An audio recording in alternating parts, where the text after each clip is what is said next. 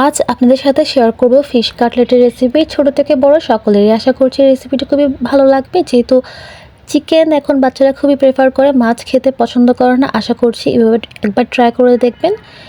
বাচ্চারা বুঝতেই পারবে না এটা কি চিকেন দিয়ে তৈরি নাকি ফিশ দিয়ে। তো দেখে নেওয়া যাক আজকের রেসিপির সম্পূর্ণ প্রসেস। এখানে আমি কাতলা মাছ নিয়েছি আজকের রেসিপির জন্য।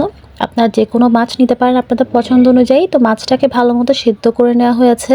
সেদ্ধ করার পর এভাবে কাঁটাটা ছেড়ে নেওয়া হলো। তো নেক্সট প্রসিডিউরে একটি পাত্রে দিয়ে দেওয়া হলো পরিমাণ মতো সয়াবিন তেল এবং কেটে নেওয়া কাঁচা লঙ্কা এবং পেঁয়াজ। তো হালকা গোল্ডেন ব্রাউন কালার হয়ে গিয়েছে পেঁয়াজটা। এই পর্যায়ে অ্যাড করা হবে বাটা মশলা, 1 চামচের মতো আদা বাটা এবং 1 চামচের মতো রসুন বাটা, সেই সাথে স্বাদ মতো লবণ। গুঁড়ো মশলাতে হলুদের গুঁড়া এবং শুকনো লঙ্কা গুঁড়া দিয়ে দিলাম 1 চামচ করে। সেই সাথে রেডি করে রাখা মাছ, ম্যাশ করে রাখা আলু আর ভাজা জিরে গুঁড়ো এবং ধনিয়া পাতা সব কিছু দিয়ে ভালো মতো নেড়ে চেড়ে নিচ্ছি। সেই সাথে অ্যাড করব আমি টোস্ট বিস্কিটের গুঁড়া কিংবা ব্রেড ক্রাম্বস, আপনারা যেটাই বলে থাকেন না কেন, যাতে ডোটা একটু বেশি টাইট হয়, এই জন্য বেসিক্যালি এটা করা। তো এই পর্যায়ে আমি শেপ দিয়ে দেব। বেসিক্যালি ফিশ কাটলেটের স্কোয়ার শেপটাই বেশি হয়, আপনারা আপনাদের পছন্দের মতো শেপ দিতে পারেন। তো আমি দেখিয়ে দিচ্ছি কীভাবে শেপটা দিচ্ছি খুবই ইজি ওয়েতে।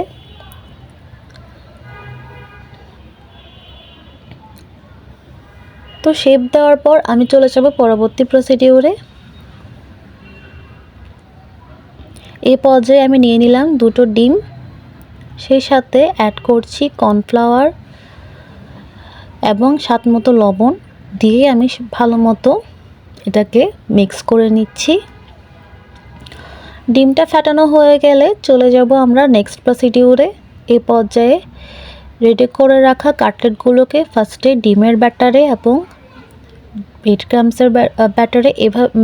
ক্রাম্বসের ওপর এভাবে ডাবল কোট করে নিচ্ছি, যাতে ভাজতে সুবিধা হয় এবং খেতেও মুচমুচ লাগে। আপনারা চাইলে একটা কোট দিয়েও করে নিতে পারেন, কিন্তু আমি প্রেফার করব ডাবল কোট করার। তো রেডি হয়ে গেল, দেখতে পাচ্ছেন। আপনারা চাইলে এই পর্যায়ে ফ্রোজেন করেও রাখতে পারেন ডিপ ফ্রিজে। 15 থেকে 20 দিন ইজিলি আপনারা খেতে পারবেন সংরক্ষণ করে প্লাস্টিকের বক্সে রেখে দিলে। তো দেখতে পাচ্ছেন আমি গরম তেলে এটাকে একটু ভেজে নিচ্ছি। যেহেতু এখানে কোনো ধরনের প্রিজারভেশন অ্যাড করা হয় নাই, ফ্রোজেন ফুডে বেসিক্যালি ওরা একটা প্রিজারভেশন অ্যাড করে প্রিজার্ভ করার জন্য। তো এটা খুবই হেলদি, বাসায় তৈরি। আশা করছি রেসিপিটি আপনাদের খুবই ভালো লাগবে। একবার অন্তত ট্রাই করে দেখতে পারেন। আপনাদের পছন্দের যে কোনো মাছ দিয়ে তৈরি করে নিতে পারেন।